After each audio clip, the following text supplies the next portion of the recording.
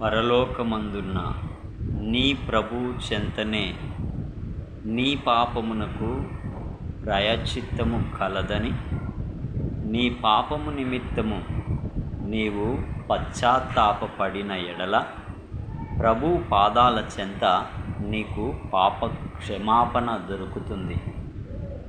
ఇహమందు నూరంతల ఫలముతో పరమందు నిత్య జీవము నొందే భాగ్యాన్ని పరలోకమందున్న ఆ ప్రభువు నీకు ఇవ్వాలనే నీకు అవకాశాల వెంబడి అవకాశాలు అనుగ్రహిస్తూ నిన్ను కంటి పాపలా కాపాడుచున్నాడని ఎరిగి యోచించి నీవాయన వైపు తిరిగితే అది నీకు మరి ముఖ్యంగా అది క్షేమాన్ని, లాభాన్ని ప్రసాదించగలుగుతుంది.